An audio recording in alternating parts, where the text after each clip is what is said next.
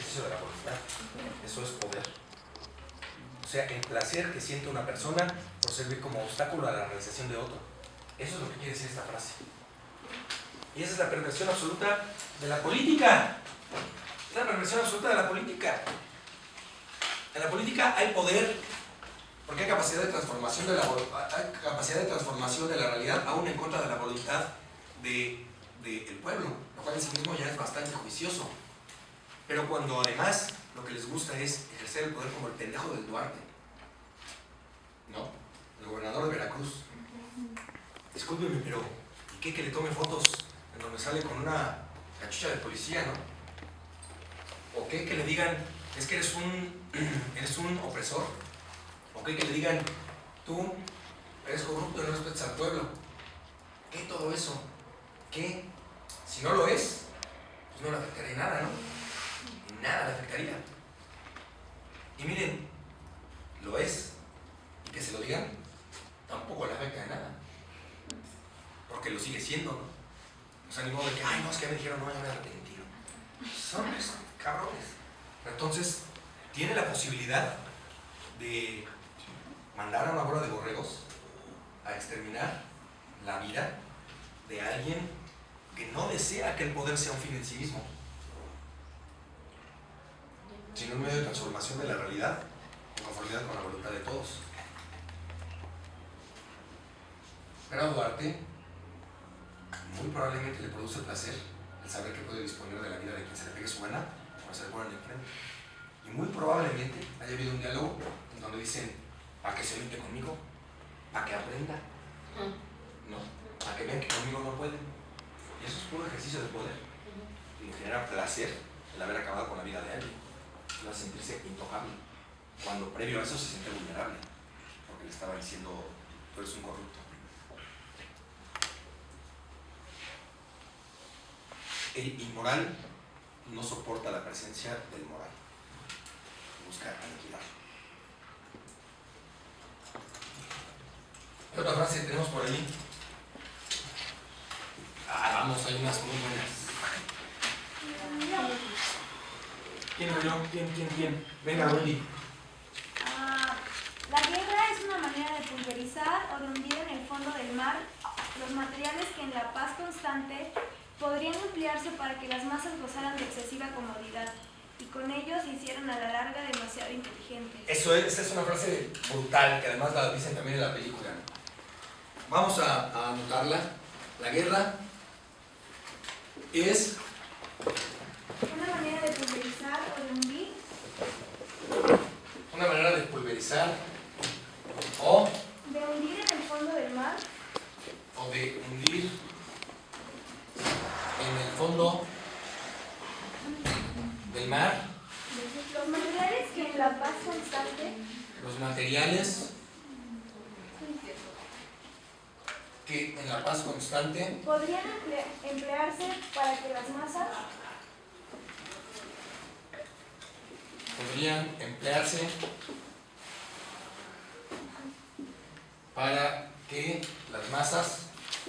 gozaran de excesiva comodidad. Gozaran de excesiva comodidad. Y con ello se hicieran a la larga. Y con ello se hicieran a la larga. Demasiado inteligentes. ¿Qué hubo?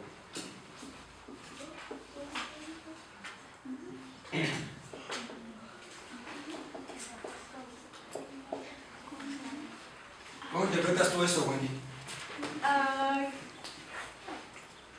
Es como las intenciones que tenían. Está diciendo que no quiere que haya una sociedad en la que todos sean inteligentes y que estén cómodos con su vida y que gocen de una vida plena. Entonces provocan la guerra para que esto no suceda. Exactamente.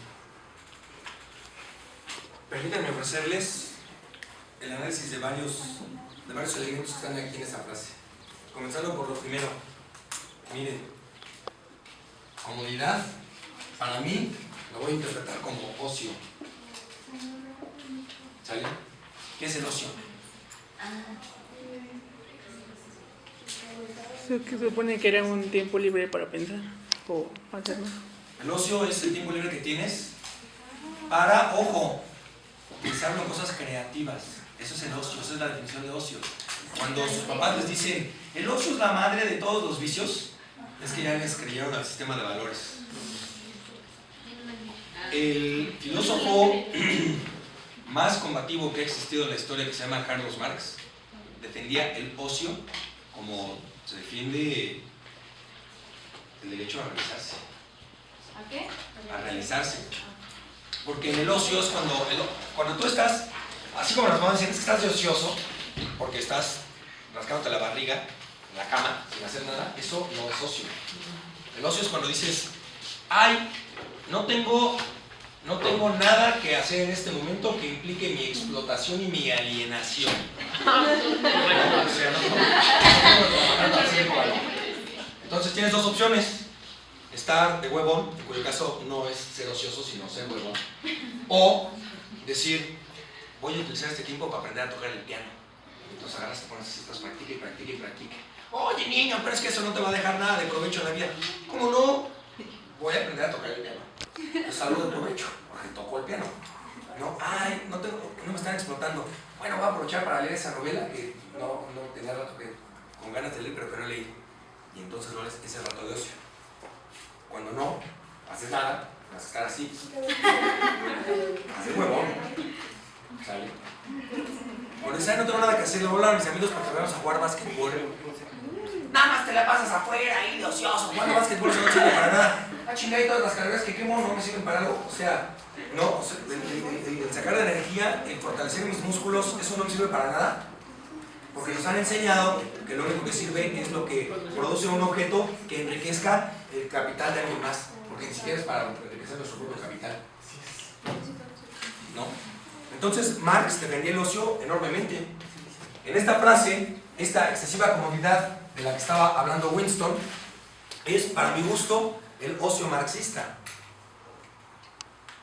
O sea, el tiempo en el que tú puedes realizarte, si te realizas, miren, te vuelves crítico, que es a lo que se refiere con demasiado inteligentes. ¿Por qué?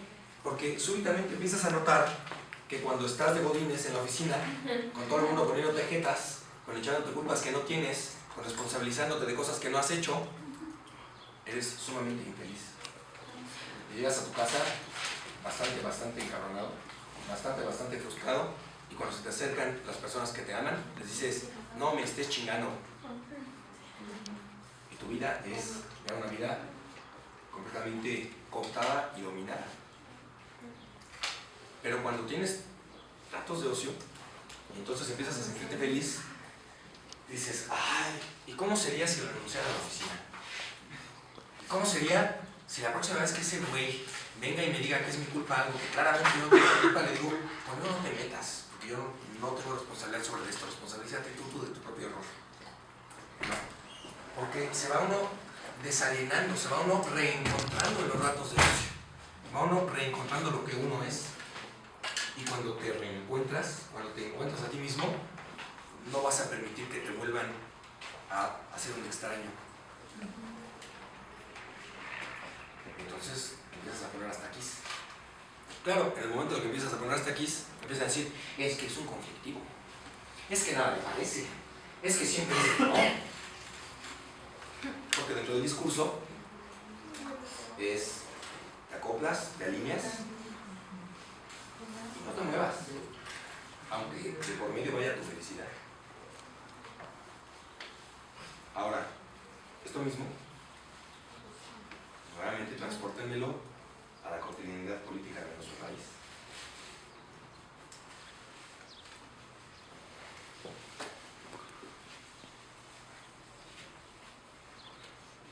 Ah, ya tienes mucho tiempo, pues te voy a dar unas cuantas cositas sobre las cuales preocuparte. ¿No? Ah, ya tienes tiempo para pensar, pues entonces te lo voy a quitar, generándote serios problemas, hasta violentos.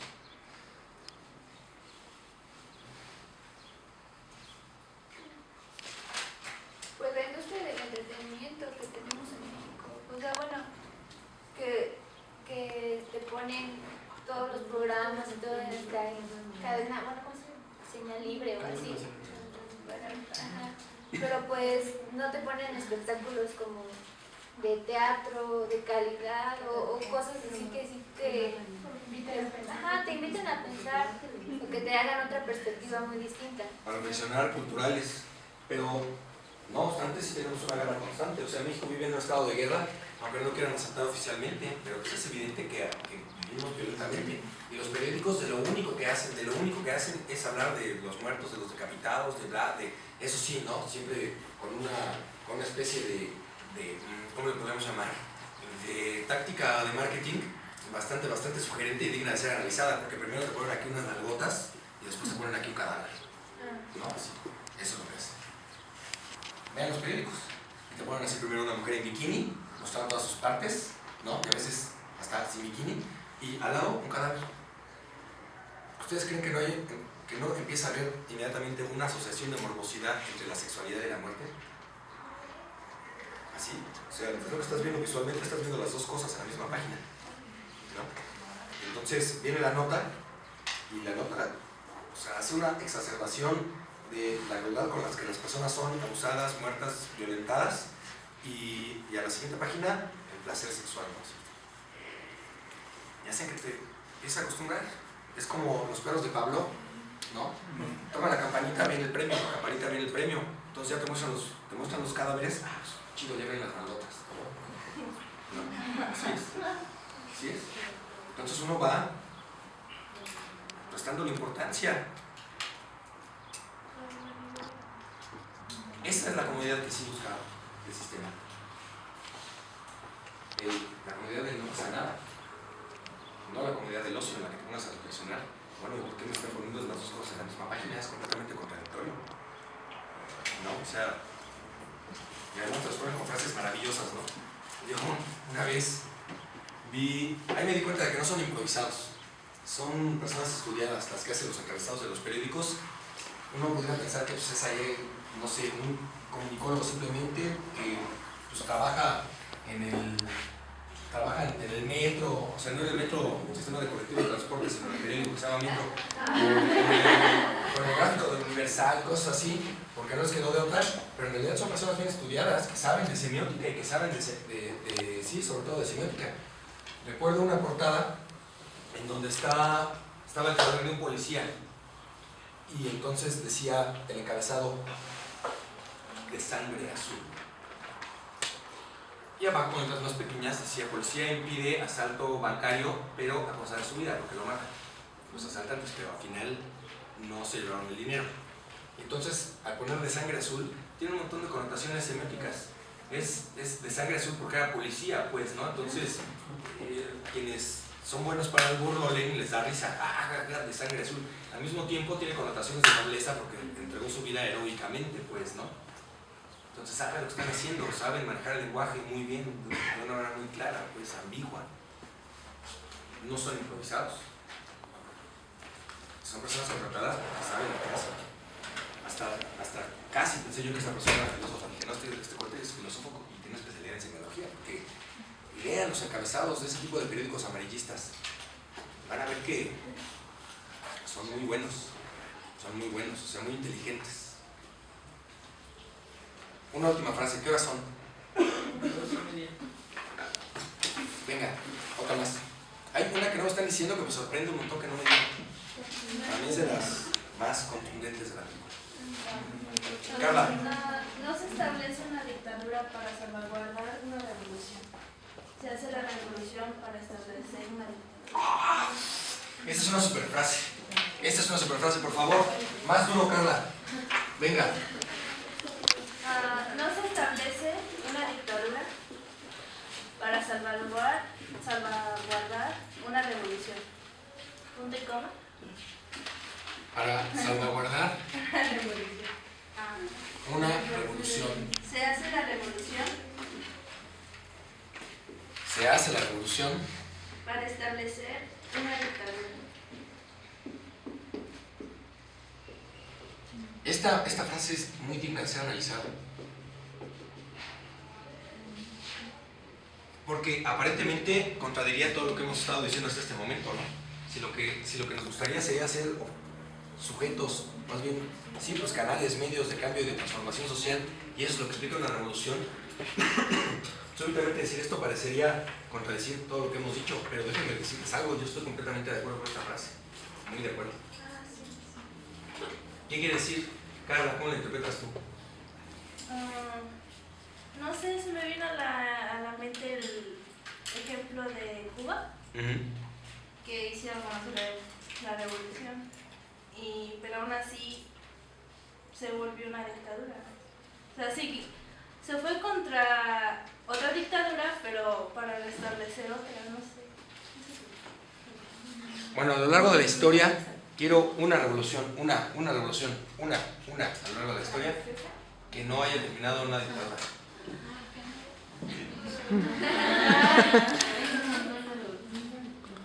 No hay. O sea, al menos no hay mi conocimiento, pues, ¿no? De lo que he leído no ha habido una. La Revolución Francesa terminó en la dictadura de Robespierre. La Revolución Mexicana terminó en la dictadura del PRI. La Revolución Rusa terminó en la dictadura de Stalin. La Revolución de los Estados Unidos terminó con un Estado supuestamente democrático que hizo su fortuna a base del exterminio de los pueblos indios y a base de la esclavitud de los negros. Ay, pero eran democráticos, ¿no? The land of the free. Pues sí, porque la libertad es esclavitud, ¿no? No. Ha habido, hasta donde yo sé, no ha habido una, pues. No ha habido una que yo pueda ver de manera clara. Y la pregunta es ¿por qué? Formalmente hablando, ¿por qué? Formalmente hablando. O sea, quiero una explicación formal, quiero un análisis formal, o sea, conceptual del por qué. ¿Por qué, Carla? Creo yo que es porque el punto de la revolución es cambiar lo que ocurre y proponer alguna forma de vida, una visión. Y obviamente lo que quieren es que esa visión se mantenga. Exactamente, estoy de acuerdo contigo. Tenemos dos fuerzas encontradas, fuerza 1 y fuerza 2. La fuerza 1 es la que se encuentra determinando el estado de las cosas. Y la fuerza 2 es la fuerza revolucionaria. Pero esta fuerza revolucionaria también va a partir de una determinada, va a tener su propia escala de valores, ¿no? La escala de valores 2 y esta va a ser la escala de valores 1.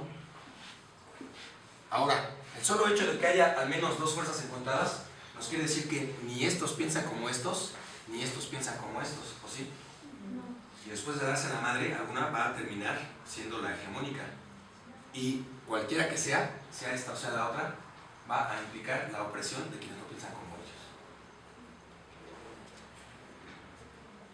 Por eso vale gorro la humanidad, pues, porque siempre todo es imposición. Yo estoy bien, los demás están mal. Recordarán las primeras clases de epistemología, cuando hablábamos de que no existe la verdad absoluta, la verdad, y que suponer que uno tiene la verdad, coquetea directamente con la intolerancia. Es justamente por eso. Pues, si tú tienes la verdad, todos los que no estén de acuerdo contigo están mal, y tienes la obligación moral de poner en bien a los que están mal. Entonces, si un niño va a meter la mano al ácido, le doy un madrazo para que no la metan, porque yo sé que no es propiamente lo que el niño quiere y que le va a hacer mucho daño, probablemente hasta termine muerto, ¿no? Entonces, ahí no me queda ni la menor duda. Pero en materia política no se pueden tener certezas, porque la política no es una sola persona. Esa es perversión de la política. Bueno, Luis XVI dijo, el Estado soy yo, es la perversión absoluta. Yo soy el que determina y todos los demás se callan y obedecen. En política es la polis la que tiene que dialogar. Y no puede haber bajo ninguna circunstancia ningún tipo de imposición. Entonces, un Estado totalitario que es derrocado por un movimiento que tiene una escala de valores diferente, esta escala de valores diferente no es una escala absoluta, ¿o sí? O sea, no es una escala inamovible, perfecta, universalmente deseada, es también relativa, subjetiva, que obedece a creencias particulares y personales de una determinada comunidad de discurso. Y si esta se impone, es totalitarismo también. Luz, entonces estamos perdidos. sea negociación, negociación, negociación, negociación. Claro. Pero ahí en la escala de valores 2, por ejemplo, no estaría siendo impositiva si hablamos de la política no corrupta. Claro, sí, estoy de acuerdo contigo.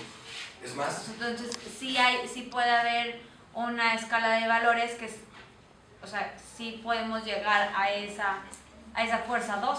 pero eso ya no sería una revolución. Una revolución es violenta. Pero después de la revolución, y puede ser una revolución pacífica y de conciencia, ¿no? Esa es la única que yo creo. Para mí, la única revolución, la única verdadera revolución es la moral. La única. Todos los demás son solo la sustitución de un sistema impositivo por otro sistema impositivo. Lo cual no quiere decir que tengamos que quedarnos conformes, cruzados de manos con el sistema que ya tenemos impuestos, porque pues es que, ¿a qué si va a ser lo mismo? ¿Qué es lo que toda la gente hace en México, motivo por el cual estamos como estamos?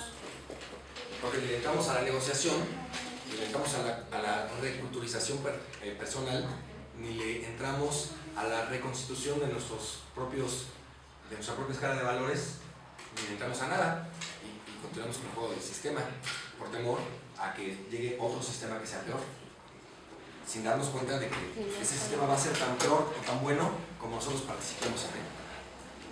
Si no participamos y dejamos que las demás personas lleguen y impongan, pues obviamente lo que sí es una sociedad totalitaria. Pero la cuestión de la política es la participación constante. Sonó a comercial del INE. No. Pero es que la participación constante no es ir y votar.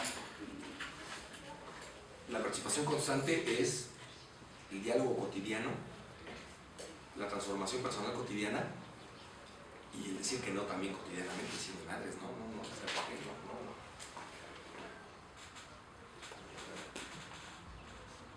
Nadie me está diciendo una frase que a mí me parece fundamental. No será la de... Es que Lo importante Hay muchas. La que empieza de... te amo, Regina. Con la que empieza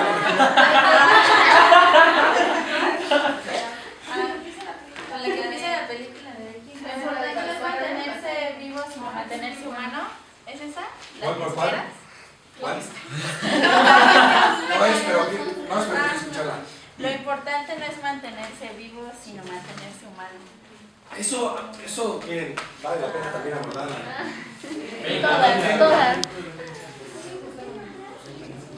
No es mantenerse vivo, sino Toma eso, mantenerse humano. Ya lo veremos en su momento. Dussel habla de la vida. Para Dussel lo más importante es la vida. Pero esta frase no obedece lo que Dussel dice. Este vivo se refiere... ¿A qué se referiría este vivo? ¿Qué es lo que querrán decir con este vivo aquí? Físicamente como ¿A qué tipo de existencia? Un organismo que solo se mantiene con las necesidades físico. básicas. Un organismo biológico En la animalidad. Combustión, o sea, su carbono está ahí quemándose. ¿No? Como se está quemando, pues está vivo. Mientras el carbono se siga quemando por sí mismo, se dice que un organismo está vivo. A eso se refiere este vivo. Pero no se trata de eso, sino de mantenerse humano. Obviamente necesitas de esto para poder mantenerte humano, ¿no? Pero no únicamente, sino de toda la serie de condiciones que te hacen ser humano, que son una cantidad tan numerosa en sus partes constituyentes como haya personas. Yo les garantizo que si yo les preguntara qué los realiza a ustedes, me van a decir cosas bien diferentes, todos. En lo material, en lo formal, podríamos llegar a un acuerdo más fácil y suponer que tiene que ver con conceptos bastante acordables como la libertad, la dignidad, ¿no? la ética, etcétera, etcétera. Pero siguen sin decirme una frase que para mí es así, también. Bueno, esa también, es que tiene varios. Sí, entonces, o sea, ponerles 10 es hasta difícil. Sí. 10 la sacas en una página.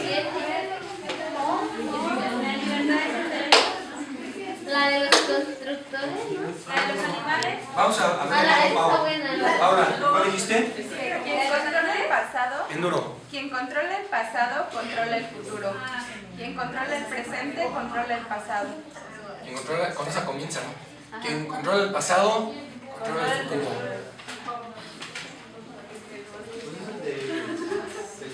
Quien controla el presente, controla el pasado. Ahí les va, papita. Ajá. Nomás piensen en Marta Sagún y su reforma educativa, Estaban ustedes muy jóvenes, a lo mejor no se enteraron de toda la discusión que hubo, pero la cuestión es que Marta Sagún, con lo progresista y lo modernizadora que era, decidió, por sus barbas, que historia en la secundaria, historia de México, iba a desaparecer. Y que ya cuando tuviera que dar historia, no nos quedara más remedio en la prepa, iba a comenzar a partir de la independencia de México. Y se acabaron los indígenas, porque eso no es México. O sea, México, conceptualmente hablando, comienza el 15 de septiembre o el 16 de septiembre de 1810 con la Guerra de Independencia, y entonces el pueblo de México es un pueblo mestizo, punto. Ya, se acabó. Obviamente estoy siendo irónico, porque eso es lo que buscaban, ¿no? Eso es lo que buscaban. Y entonces todos los pueblos indígenas se acabaron. ¿Qué es lo que está haciendo allí? Está controlando el pasado. ¿Y por qué está controlando el pasado? Porque ¿cómo nos quiere? Pues nos quiere consumiendo productos de la modernidad. ¿Qué pinche trompo ni qué? Un Xbox, cabrón. ¿Por qué? Pues porque los trompos, uno, no te la ajenan. Dos, los trompos, o sea, un trompo, o sea, si no es un güey, es como de nacos, güey, ¿no? Entonces, pero un Xbox, güey, es como de blancos allá del norte. Entonces, eso es lo que quieren, o sea, lo que buscaba era quitarte tu identidad nacional para darte una neonacionalidad que tenía que ver más con un modelo capitalista, industrial, pseudo, o más bien disque moderno, ablancado, con los intereses de los blancos. Claro, eso de los intereses de los blancos tampoco es hacerles mucha honor a aquellas razas, a aquellos pueblos a que nos llamamos blancos, porque también nosotros somos bien prejuiciados y los vemos así como que los blancos son todos malos, cuando no es cierto. A ellos también les han borrado su pasado. Y también hay fuertes movimientos que dicen, no, hay que rescatar lo pagano, hay que rescatar lo vikingo en nosotros. Y es así. Y hay una enorme cantidad de personas en Europa que buscan rescatar lo que ellos eran originalmente, y no aquellos que llegaron y les impusieron, pues. Quien controla el presente, controla el pasado. ¿Quién controlaba el presente en ese momento? Pues Marta Sagún, ¿no? Entonces, Marta Sagún, al controlar el presente, puede determinar cómo se va a tener que entender el pasado para transformarnos en productos del futuro. ¿Es eso? Es mucho de lo de que la historia la escriben los que vencen, ¿no? Así es. La historia de los Así es. ganadores. Y aunque ellos no hayan vencido, si ya la pueden hasta reescribir, porque vencieron en este momento histórico y la reescriben. Como veo que no me la van a decir, ¿Cuál es Saber y no saber, hallarse consciente de lo que es realmente verdad mientras se dicen mentiras cuidadosamente elaboradas, sosteniendo simultáneamente dos opiniones, sabiendo que son contradictorias y creer sin embargo en ambas. eso está súper cabrón, es larguísima, es larguísima. Vamos a intentar hacer un resumen, pero vamos a analizarla porque... Venga otra vez. Saber y no saber, hallarse consciente de lo que es realmente verdad. Ajá.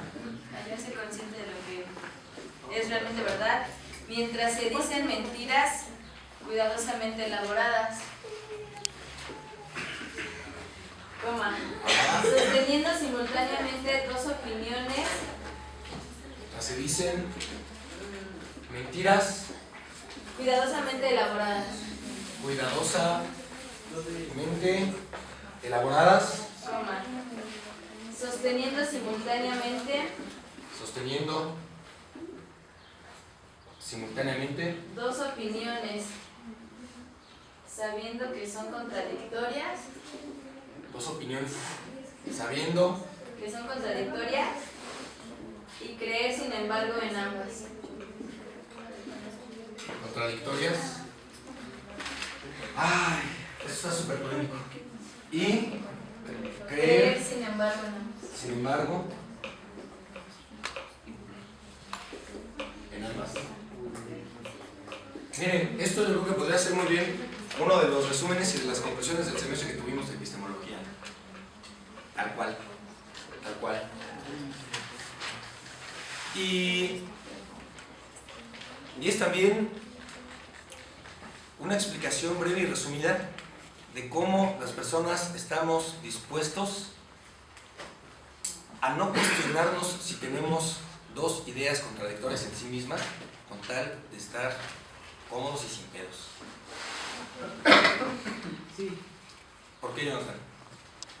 Por el simple hecho de evitar conflictos, de por sí la situación es difícil, entonces el tener más de una idea, la cual sea diferente o diversa, hace la convivencia casi imposible, a tal grado de que se pueden generar conflictos hasta de muerte. Pues sí. Ahora ponle un ejemplo en qué estabas pensando, porque lo que dijiste es muy abstracto, pero... No tengo un ejemplo conciso. Yo puedo. La Guerra Santa. ¿Cómo? En la Guerra Santa. A ver. En la batalla musulmán contra los cristianos judíos. Bastante interesante el ejemplo que acabas de poner. Ahora, eso transpórtame, eso mismo que tú acabas de entender y que en lugar de explicarme lo del pasado, explícamelo en el presente.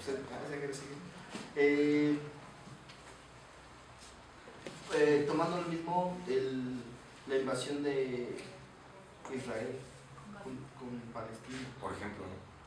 Los judíos, miren, los judíos tienen uno de sus 10 mandamientos es el no matarás.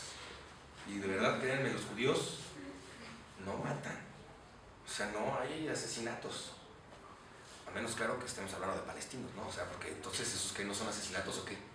No, pues es que es, ya, no te van a saber qué. O sea, cómo resolver esa aporía, cómo resolver esa contradicción de términos. Pero no nada más los judíos. Los católicos tienen ese mismo mandamiento, ¿no? No, porque Jesús ya llegó y abolió la ley mosaica. Bueno, pero Jesús dijo, ama a tu prójimo como a ti mismo. ¿A poco cuando lo estás matando o violando lo estás amando mucho? ¿No? Calderón era súper católico y Calderón no tuvo pero ni el menor problema en mandar a los soldados a matar gente. Y eso es católico. Lo mismo Fox.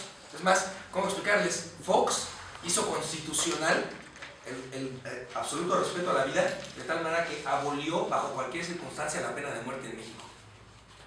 Y luego su mismo partido es que suelta a los militares a matar a los del siniestro. Si esas no son dos ideas contradictorias, entonces yo no sé qué son. Oye, pero es que no te preocupes, ni le pienses, güey, ni le pienses, así es. No. Saber y no saber, hallarse consciente de lo que es realmente verdad, mientras se dicen mentiras cuidadosamente elaboradas, sosteniendo simultáneamente dos opiniones, sabiendo que son contradictorias y creer sin embargo en ambas. O sea, sabes que son contradictorias y de todas maneras crees en las dos. Discúlpenme el ejemplo que voy a poner, ok, ni modo. Discúlpenme el ejemplo que voy a poner, pero es que ocurre muy claramente. Estando yo en el TEC de Monterrey, recuerdo perfectamente cómo estaba en prepa, yo daba clase en prepa en el TEC de Monterrey. Había un tema que tenía que ver con la Edad Media, daba historia. Y entonces ahí en la Edad Media pues yo me agarraba para decir, la Iglesia Católica hizo esto y esto y esto y esto y esto y esto y esto. Y la ciencia nos dice esto y esto y esto y esto y esto y esto. Y la historia nos dice esto y esto y esto y esto. Y todo eso es contradictorio, no es posible que la Iglesia Católica diga esto y haga esta otra cosa, ¿no? Y lo mismo con los protestantes, no crean que nada más los católicos, los protestantes también tienen una cola bastante larga para ser pisada. Bush es protestante, invadió Irak, ¿no? Texas es súper protestante y tiene pena de muerte, ¿no? Y así por el estilo. Bueno, resulta que tenía alumnos que decían, bueno, sí, es cierto, tienes razón, pero de todas maneras a mí no me importa, yo de todas maneras creo. Se me acuerda de cabrón. Pues, o sea, estás aceptando que, así lo acabas de decir, estás aceptando que religiosamente ha habido miles de muertos y que sin embargo tú crees en la bondad de tu institución. ¿Cómo me puedes explicar eso? No, es que no me importa, no te lo tengo por qué explicar, yo así lo creo ya. O sea, sí acepto que eso es verdad, pero yo sigo creyendo que son buenos. Pues es esto. ¿Y por qué? Porque así les enseñaron. Porque prefieren caer en lo burdo, prefieren caer en lo absurdo, prefieren caer, aceptar vivir en la contradicción, que suponer por un instante que aquello en lo que han creído toda su vida pudiera no ser verdad. Y esta frase me va a llevar a la que les quiero decir desde hace rato. No, es la siguiente, miren. 2 más 2. No, esa frase me parece brutal. 2 más 2 igual a 5. A veces, porque a veces 2 más 2 es igual a 3. ¿No? Así es. 2 más 2 igual a 5, pero a veces 2 más 2 igual a 3. Lo está torturando, ¿no? Le dice, pero a lo largo de la historia, este 2 más 2 es igual a 5, y a veces es igual a 3, sale constantemente en la novela. Le dice, ¿cuántos dedos ves aquí? Y ese güey ya sabe que a veces es 5 y a veces 3, entonces le dice 5. Toque, cabrón, que me estás mintiendo, yo sé que tú no ves 5, no estás tarado.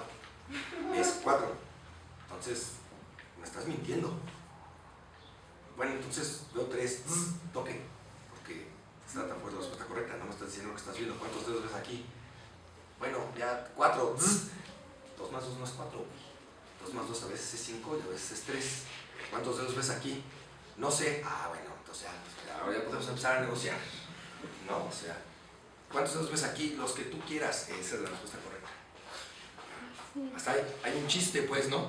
Que le dicen, que decía López Portillo, ¿qué horas son? Las que usted quiera, señor presidente. Está toda la bola de lamebotas, ¿no? O sea, no importa la hora que sea real, o sea, lo que diga el señor presidente, ¿no? Entonces, este 2 más 2 es 5, y a veces pero a veces es 3. Es el resumen de esta frase que nos dio Mises. Evidentemente esto es una contradicción, esto o es uno o es otro, no pueden ser las dos cosas. Y además ambas son falsas. Pero no importa. Lo que importa es aferrarnos a lo que nos enseñaron y lo que hemos creído durante toda nuestra vida, porque no hay nada que le dé más miedo al ser humano, no hay nada que le dé más miedo al ser humano que poner en tela de juicio aquello en lo que su vida se ha fundamentado. Exacto. Así, porque sería tanto como suponer que en la madre he estado viviendo una mentira toda la vida. A lo mejor estoy loco y no me he dado cuenta, ¿no? A lo mejor he sido esclavo y yo siempre habría pensado que era el amo, y entonces sienten un temor brutal. ¿Por qué el pueblo de México insiste elección tras elección en votar por el pinche PRI? Excepto en 2 ocasiones, ¿no?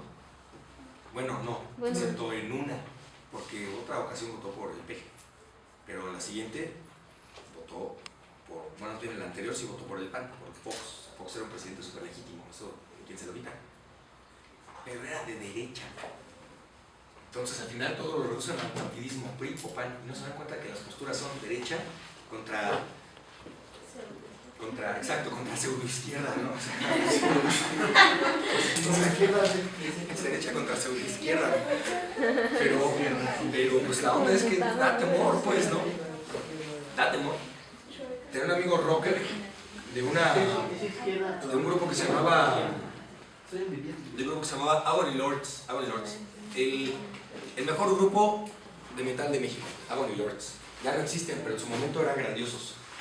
¿Y cómo es posible que hayan sido metaleros? Y al mismo tiempo yo lo escuché con mis propios oídos decir, es que el PRI nos lo ha dado todo, porque en Tamaulipas todos hablaban así como norteños. Es que el PRI nos lo ha dado todo, ¿no? Y me decía, wow, cabrón, eres un metalero que tienes que ser revolucionario porque el metal es música contestataria y eres priista de hueso colorado. ¿Cómo es eso posible? Pues ahí se explica, esta frase lo explica. Los metaleros de hoy en día, que son neonazis y fascistas, dicen, no, vale, pero no te das cuenta que si hubieran ganado los fascistas y los nazis, no existiría el heavy metal porque no existirías tú. No, o sea, porque el metal es música revolucionaria, es música contestataria. Entonces, ¿cómo puedes estar queriendo profesar que eres de una identidad que para poder existir requería de la inexistencia de la otra identidad que dices también tener? Bueno, ya son las 3.